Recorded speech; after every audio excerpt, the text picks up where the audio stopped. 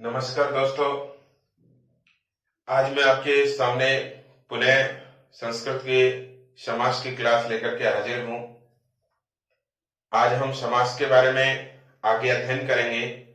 उससे पहले आप हमारे इस चैनल को बाल विकास स्कूल खादरा यूट्यूब चैनल को लाइक करें, सब्सक्राइब करें और बेल आइकन को दबाएं तथा ज्यादा से ज्यादा इसको शेयर करें।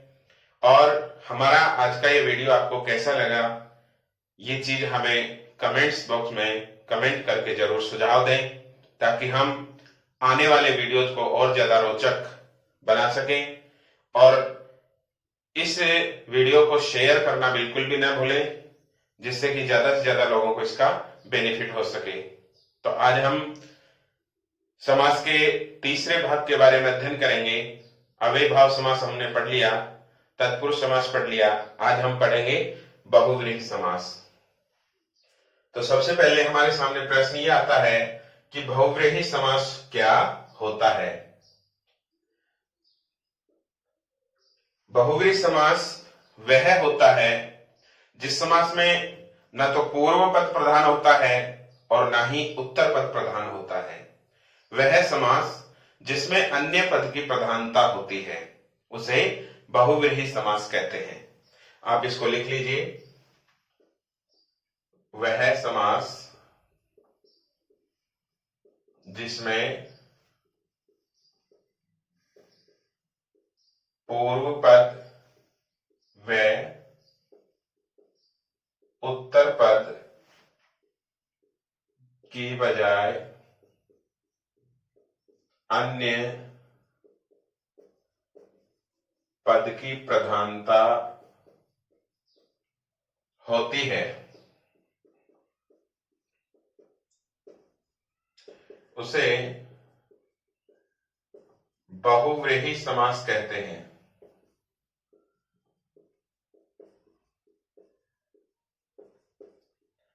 अर्थात जिस समास में पूर्व पद और उत्तर पद दोनों की ही प्रधानता न होकर के अन्य तीसरा ही कोई पद प्रधान होता है उसे बहुव्रीहि समास कहते हैं। इस समास में हमें यह ध्यान रखना है कि जब हम समास विग्रह करते हैं, समास विग्रह करते समय हम विग्रह में यस्य स आदि लगाते हैं। अर्थात समास विग्रह करते समय हम यस्य स ये लगा करके समास विग्रह करेंगे। जैसे फॉर एग्जाम्पल पीताम्बरः, पीताम्बर पीतम अंबरम यस्य स, समास विग्रह होगा इसका पीतम अंबरम यस्य स, यानी पीला है अंबर जिसका वह। इस तरह से हम यस्य स ये जोड़ करके इस समास का विग्रह करेंगे। अब यहां पर देखिए, पूर्व पद है पीतम और उत्तर पद है अंबरम। पीत और अंबर इन दोनों की ही यहां पर प्रधानता नहीं है, तीसरा ही अन्य पद प्रधान है। ये पीतांबर शब्द जो है ये किसी तीसरी चीज के लिए ही प्रयुक्त हुआ है। अब यहां पर पीतांबर किसको कहा है? कृष्ण को कहा है। तो इस तरह से पीला है वस्त्र जिसका वह, कौन? भगवान श्री कृष्ण। तो यहां पर अन्य पद की प्रधानता हुई, ना पूर्व पद प्रधान हुआ ना उत्तर पद प्रधान हुआ। अन्य पद की प्रधानता के कारण इस समास को बहुव्रीहि समास कहते हैं। ऐसे ही दूसरा उदाहरण दशानन है। दशम आननम यस्य स, यानी 10 हैं सिर जिसके, 10 हैं आनन जिसके, वह कौन? रावण। यहां पर ये दशानन रावण के लिए प्रयुक्त हुआ है, यहां तीसरा पद प्रधान हुआ है। इस प्रकार से जिस समास में पूर्व पद और उत्तर पद की प्रधानता न होकर के अन्य ही कोई और तीसरा पद प्रधान होता है तो उसे बहुव्रीहि समास कहते हैं। इस प्रकार के और बहुत सारे उदाहरण हैं, जैसे चंद्रमुखी, चंद्रम एव मुखी, यस्या सा, चंद्रमुखी, और भी बहुत सारे उदाहरण हैं। तो ये था बहुव्रीहि समास। इसमें हमें यही याद रखना है कि जिस समास में पूर्व और उत्तर पद दोनों की बजाय तीसरा पद प्रधान होता है उसे बहुव्रीहि समास कहते हैं। इस समास का समास विग्रह करते समय यस्य स ऐसा लिख करके समास विग्रह किया जाता है। इसके बाद में आता है चौथा समास, द्वंद्व समास।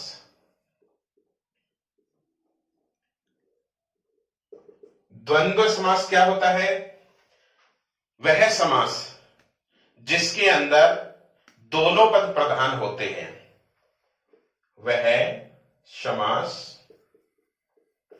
जिसके दोनों पद प्रधान होते हैं, पूर्व पद भी प्रधान होता है और उत्तर पद भी प्रधान होता है, उसे द्वंद्व समास कहते हैं। उसे द्वंद्व समास कहते हैं। यानी जिस समास में दोनों पदों की प्रधानता होती है उस समास को द्वंद्व समास कहते हैं। इस समास के अंदर हम विग्रह करते हैं तो संस्कृत में च का प्रयोग किया जाता है।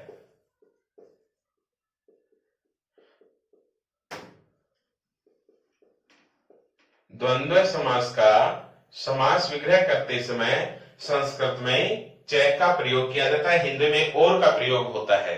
तो यहां पर द्वंद्व समास जो है इसमें हमें यह याद रखना है कि द्वंद्व समास के दोनों पद प्रधान होते हैं, पूर्व पद भी और उत्तर पद भी, दोनों पदों की प्रधानता होती है और दोनों पदों के बीच में समास विग्रह करते समय च का प्रयोग किया जाता है। जैसे लव कुशव, लव कुशव, लवश्च कुशश्च, लव कुशव। यहां पर दोनों पद प्रधान है, लव भी और कुश भी। जितनी प्रधानता लव की है उतनी ही प्रधानता कुश की भी है। यानी जिस समास के अंदर दोनों पदों की प्रधानता होती है वहां द्वंद्व समास होता है। जैसे लव कुशव, लवश्च कुशश्च, लव कुशव, सीता रामौ, सीता च रामौ च। इस तरह से जहां दोनों पद प्रधान होते हैं उस समास को द्वंद्व समास कहते हैं। यहां द्वंद्व समास जो है इसके भी दो भाग बताए हैं, इतरेतर द्वंद्व समास और समाहार द्वंद्व समास। तो हम पहले अध्ययन करेंगे इतरेतर द्वंद्व समास का।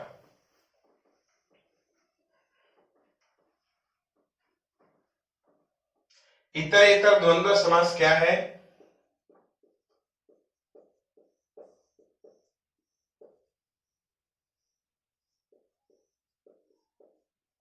इतरेतर द्वंद्व समास जो है इस समास में दोनों पदों का अर्थ अलग अलग होता है।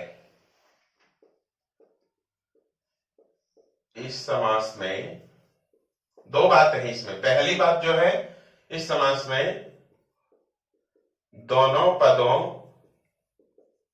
का अर्थ अलग अलग होता है। इतरेतर द्वंद्व समास में दोनों पदों का अर्थ अलग अलग होता है और समस्त पद जो बनता है, ये भी लिख लीजिए, समस्त पद संख्या के अनुसार, समस्त पद संख्या के अनुसार बहुवचन या द्विवचन होता है। अगर दो का हमें इसमें बोध होगा तो वो द्विवचन का होगा समस्त पद, और तीन या तीन से ज्यादा का बोध होगा तो वो बहुवचन होगा। इस प्रकार से इतरेतर द्वंद्व समास के अंदर पहली बात जो है ये है कि समास में दोनों पदों का अर्थ अलग अलग होता है और समस्त पद संख्या के अनुसार बहुवचन या द्विवचन का होता है। किंतु ये याद रखना है कि इस समस्त पद का जो लिंग होगा लिंग जो है परिवर्तन का उत्तर पद के अनुसार ही होगा। लिंग परिवर्तन पूर्व पद के अनुसार न करके लिंग परिवर्तन प्रवर्तक या उत्तर पद, लिंग परिवर्तन क्यों लिख लीजिए, उत्तर पद के अनुसार होगा। उत्तर पद जिस लिंग का होगा समस्त पद उसी लिंग का माना जाए, ऐसा इतरेतर द्वंद्व समास में लागू होता है। जैसे पार्वती परमेश्वरो, पार्वती परमेश्वरो। यहां पर ये दो पद हैं। इन दोनों पदों का अर्थ, पहली बात है कि समास में दोनों पदों का अर्थ अलग अलग होता है। पहला पद पूर्व पद पार्वती है, उत्तर पद परमेश्वर है, दोनों का ही अर्थ अलग है। ये स्त्रीलिंग है, ये पुल्लिंग है, दोनों का लिंग भी अलग है। संख्या इनकी दो है तो ये द्विवचन का होगा। दो है पार्वती और परमेश्वर, एक पार्वती एक परमेश्वर, दो हो गए, द्विवचन का रूप होगा। लेकिन इसका जो लिंग निर्धारण हम करेंगे, लिंग परिवर्तन जो करेंगे, वो उत्तर पद के अनुसार होगा। तो यहां पर इसका समास विग्रह होगा पार्वती च परमेश्वरौ च, पार्वती च परमेश्वरश्च, परमेश्वरो नहीं परमेश्वरश्च, पार्वती च परमेश्वरश्च, च का प्रयोग हुआ है पार्वती और परमेश्वर, पार्वती परमेश्वरो, पार्वती च परमेश्वरश्च, ऐसे रूप बनेगा। राम कृष्णौ, दूसरा उदाहरण है रामश्च कृष्णश्च, राम कृष्णौ। ऐसे ही सीतारामौ, सीता च रामश्च, सीता च रामश्च। ये इतरेतर द्वंद्व समास के उदाहरण हैं। ऐसे दूसरी बात जो अपन इसमें कर रहे थे वो है एक शेष की। एक शेष यानी जब समस्त पद बनाया जाता है, इस समास में जब समस्त पद बनाया जाता है तो अन्य पदों का लोप हो जाता है और एक पद शेष रहता है, और वो जो एक पद शेष रहता है वह पुल्लिंग का शेष रहता है। जब अन्य पदों का लोप होकर एक पद शेष रहता है तो उसे एक शेष द्वंद्व समास कहते हैं। यानी जितने भी पद हैं वो बाकी सब लुप्त हो जाते हैं और एक पद शेष रहता है। अब ये भी हमें यहां ध्यान रखना है कि जो एक पद शेष रहेगा वो कौन से लिंग का होगा। जो एक पद शेष रहता है वह पुल्लिंग का होगा। कौन से लिंग का होगा, वह पुल्लिंग का होगा। यानी जो पुल्लिंग वाला पद होगा वह शेष होगा और बाकी लुप्त हो जाएंगे, बाकी पदों का लोप हो जाएगा। जैसे बहुत अच्छा उदाहरण है इसका पितरौ, एक पद शेष है इसमें लेकिन दो पद छुपे हुए हैं। जैसे पितरौ, इसका आप समास विग्रह करेंगे तो इसका समास विग्रह होगा माता च पिता च, यानी माता और पिता। पितरौ माता और पिता, माता च पिता च, ये इसका समास विग्रह है। द्वंद्व समास होने के कारण हमने च का प्रयोग किया, माता और पिता, माता च पिता। यहां पर माता पद जो है इसका लोप हो गया और पिता पद शेष रहा। पिता शेष क्यों रहा, क्योंकि ऐसी स्थिति में जो पुल्लिंग शब्द होते हैं वही शेष रहते हैं, इस कारण पिता शेष रहा और पिता से बना पितरौ द्विवचन का। ये था एक शेष। ऐसे ही और भी उदाहरण आप इसके ले सकते हैं। पुत्रौ दुहिता च पुत्रश्च, पुत्रौ दुहिताश्च पुत्र च, यानी दुहिता और पुत्र। इस तरह से ये एक शेष द्वंद्व समास हुआ। तो यहां पर द्वंद्व समास कि आपने इतरेतर द्वंद्व समास का पाठ पढ़ा। इसमें दो चीजें हैं। पहली, इस समास में दोनों पदों का अर्थ अलग अलग होता है। समस्त पद संख्या के अनुसार बहुवचन या द्विवचन में होता है और लिंग परिवर्तन उत्तर पद के अनुसार होता है। जैसे पार्वती परमेश्वरों में आपने देखा पार्वती जय परमेश्वर। इसे एक शेष में एक शेष जब अन्य पदों का लोप होकर के एक पद शेष रहता है तो उसे एक शेष द्वंद्व समास कहते हैं। इस समास में जो लुप्त होने वाले पद हैं वो अन्य लिंग के होंगे, पुल्लिंग का जो शब्द है वो शेष रहता है। जैसे पितरौ माता जय पिता जय। अब आता है समाहार द्वंद्व समास। द्वंद्व समास का दूसरा भाग समाहार द्वंद्व समास। समाहार द्वंद्व समास किसे कहते हैं? जहां अनेक वस्तुओं का संग्रह दिखाया जाता है, अर्थात जहां बहुत सी वस्तुओं को समूह के रूप में दिखाया जाता है, वहां समाहार द्वंद्व समास होता है। अर्थात इस समाहार द्वंद्व समास में समूह अर्थ की प्रधानता होती है। तो इसको आप लिख लीजिए, जहां अनेक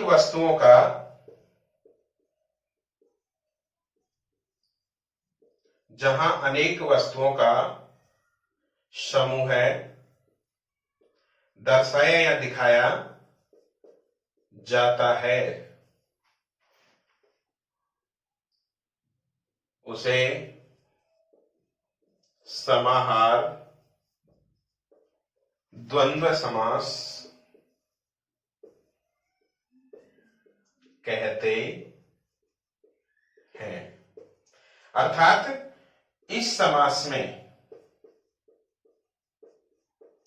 समाहार द्वंद्व समास में समूह अर्थ की प्रधानता होती है। समूह अर्थ की प्रधानता होती है। समाहार द्वंद्व समास में समूह अर्थ की प्रधानता होती है, समूह अर्थ को दर्शाया जाता है। जैसे उदाहरण के तौर पर अपन लें पाणी पादम। पाणी पादम, पाणी पादम यानी हाथ और पैरों का समूह है। पाणी यानी हाथ और पादम यानी पैर, हाथ और पैरों का समूह है। इसका समास विग्रह करेंगे तो हो जाएगा पाणी च पादौ च, यानी हाथ और पैरों का समूह है। ऐसे ही पुत्र पौत्रम, पुत्र पौत्रम यानी पोता और पुत्र, अर्थात पुत्रश्च पौत्रश्च, पुत्रश्च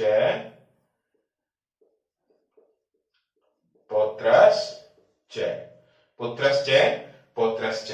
ये हो गया आपका समाहार द्वंद्व समास। इसमें समूह अर्थ की प्रधानता दर्शाई जाती है, समूह को दिखाया जाता है। तो जहां समूह अर्थ की प्रधानता हो वहां पर समाहार द्वंद्व समास होगा। ये था आपका द्वंद्व समास। तो आपसे पूछा जाए द्वंद्व समास के कितने भेद होते हैं तो आप दो भेद बताएंगे, इतर द्वंद्व समास और समाहार द्वंद्व समास। इतर द्वंद्व समास में दो बातें हैं, एक तो दोनों पद जो हैं समान अर्थ वाले, अलग अलग अर्थ वाले, और दूसरा एक शेष वाला। ऐसे ही समाहार द्वंद्व समास में समूह अर्थ की प्रधानता बताई गई है। अब आता है हमारा लास्ट टॉपिक, केवल समास। अब हमारा समास का लास्ट टॉपिक आता है केवल समास।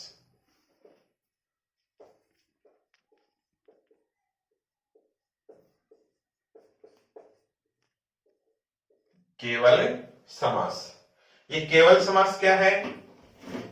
इसमें हमें याद रखना है कि जहां तत्पुरुष समास, द्वंद्व समास और बहुव्रीहि समास, जहां पर तत्पुरुष समास, द्वंद्व समास और बहुव्रीहि समास के बाहर का कोई समास होता है तो उसे केवल समास कहते हैं। यहां पर आप इसको लिख लीजिए, जहां पर तत्पुरुष समास,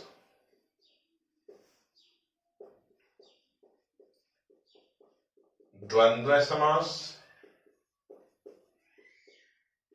और बहुव्रीहि समास के बाहर का समास होता है, बाहर का समास होता है, उसे केवल समास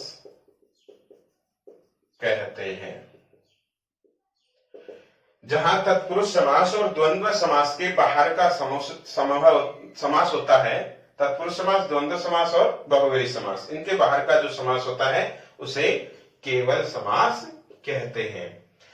केवल समास के अंदर उदाहरण यहां पर दिए हैं, भूतपूर्व। देखिए इसको, भूतपूर्व है, इसका समास विग्रह करेंगे तो ये हो जाएगा पूर्वम भूतः। ऐसे ही अभूतपूर्व है,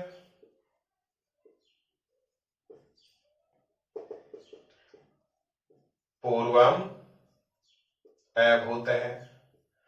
ये केवल समास के उदाहरण हैं।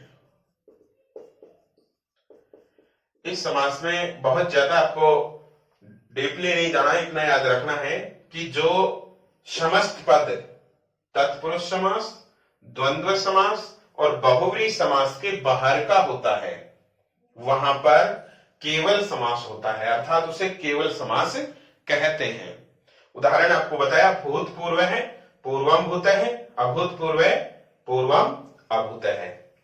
तो डियर स्टूडेंट्स, आप सभी को मेरे द्वारा ये समास का जो चैप्टर चलाया गया निश्चित रूप से समझ में आया होगा। मैंने पूरी कोशिश की है हर चीज को बहुत साधारण तरीके से समझाने का प्रयास किया है। फिर भी अगर कोई कमी रही हो या आपको हमारा वीडियो कैसा लगा, इस वीडियो के बारे में आप अपने कमेंट्स जरूर हमें कमेंट्स बॉक्स में करके बताएं, हमें अपने सुझाव दें। और एक निवेदन आपसे रहेगा कि हमारे इस चैनल को ज्यादा से ज्यादा सब्सक्राइब करें और लाइक शेयर करें। धन्यवाद।